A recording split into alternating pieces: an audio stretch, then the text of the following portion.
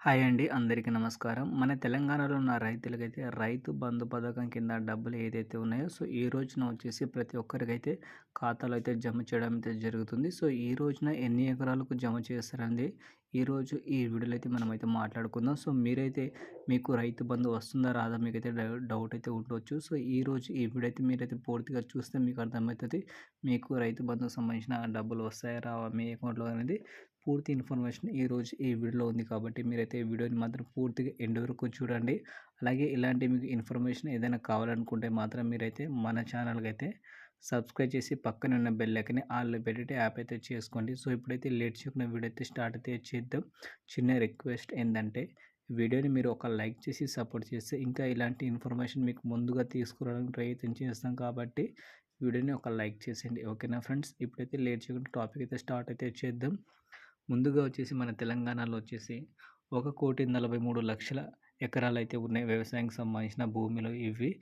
దీంట్లో వచ్చేసి రైతులకి రైతు భరోసా సంబంధించిన డబ్బులు ఇంత భూమికి ఇస్తారా ఈసారి కాంగ్రెస్ ప్రభుత్వం అంటే, ఈసారి కాంగ్రెస్ ప్రభుత్వం ఇవ్వనని చెప్పడం అయితే జరిగింది. ఎందుకంటే గతంలో ఏదైతే ప్రభుత్వం ఉందో ఆ ప్రభుత్వం వచ్చేసి అన్ని భూములకైతే రైతు బంధు పథకం కింద డబ్బులైతే ఇవ్వడం అయితే జరిగింది. ఈసారి కాంగ్రెస్ ప్రభుత్వం గెలిచిన తర్వాత అదే పథకం పేరు మార్చేసి రైతు భరోసాగా పిలిచడం అయితే జరిగింది.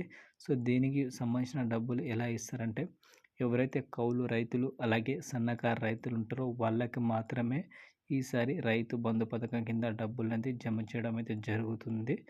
ముందుగా చూసుకుంటే ఈ రోజున మనకి 1 ఎకరం లోపు ఎవరికైతే భూమి ఉంటుందో వాళ్ళకైతే రైతు బంధు పథకం కింద డబ్బులనేది రైతుల ఖాతాలో అయితే జమ చేయడం అయితే జరుగుతుంది. అది కౌలు రైతులైనా అలాగే మనకైతే సాగు చేసే భూమి రైతు ఎవరైనా సరే వాళ్ళకి ఈ రోజున డబ్బులైతే వస్తాయి. మీకు వచ్చిన తర్వాత మాత్రం వీడియో కింద కామెంట్ అయితే చేయండి. అలాగే మనకైతే దాదాపుగా కట్ ఆఫ్ అనేది 10 ఎకరాల లోపు అయితే పెట్టడం అయితే జరిగింది. 10 ఎకరాలు ఉన్నా సరే మనకైతే లాస్ట్ విడతగా వీళ్ళకైతే డబ్బులైతే రిలీజ్ చేస్తారు.